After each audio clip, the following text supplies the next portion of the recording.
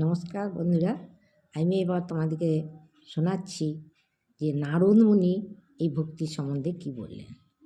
নারদ মুনি বলছেন যে পূজা পাঠ, তারপরে কথা শ্রবণ, ভগবানের কথা শ্রবণ, তারপরে সেগুলো মধ্যে আত্মনিবেদন, আত্ম উপলব্ধি, এগুলা তো করতেই হবে। তার থেকেও যেটা করতে হবে, তুমি যা কিছু সারাদিনে যা কিছু কাজকর্ম করবে সেটা তোমাকে অন্তর থেকে বলতে হবে যে প্রভু, যা কিছু করছি সব তোমার জন্যই করছি, তুমিই সব, তোমাতেই আমি, আমাতেই তুমি। মানে আত্মা আর পরমাত্মা একসঙ্গে জোড়া, এটা হচ্ছে। তাই বলে কি সবসময়, তাহলে কি তুমি সবসময় রাম রাম রাম রাম হরি হরি হরি হরি করবেন না?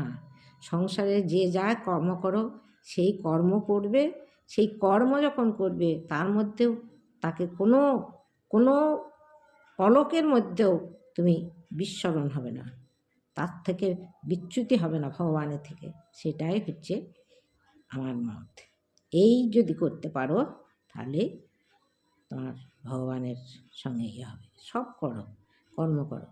যেমন একটি উদাহরণ বলি, এই ইয়েতে ভাগবতেই আছে, আমি মোটামুটি যেটুকু পড়েছি, যে যখন গোপীরা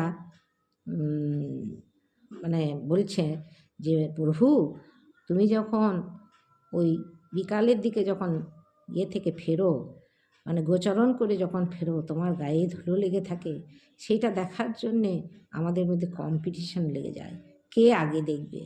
এবং মাঝে মাঝে যখন পলক পড়ে যায় চোখে তোমাকে দেখার সময়ে, সেই পলক যে সৃষ্টি করেছেন ব্রহ্মা, তার প্রতি ও রাগ ধরে যায় যে তুমি কেন আমাদের এই চোখের পলক দিয়েছ। দৃষ্টান্ত দিতে গেলে তো ভিডিওটা বড় হয়ে যাচ্ছে, তা আর একটা দৃষ্টান্ত দিই।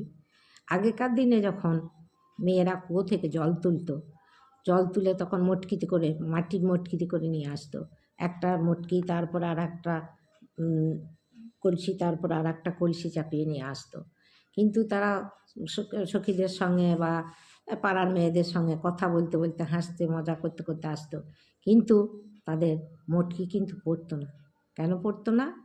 তাদের সবসময় একটা ইয়ে থাকতো, স্মরণ থাকতো যে আমার মাথার উপরে তিনখানা কলসি চাপানো আছে। এই যে স্মরণ, এই যে কোনো সময়ের জন্য বিস্মরণ না হওয়া, এইটাই হচ্ছে ভক্তি।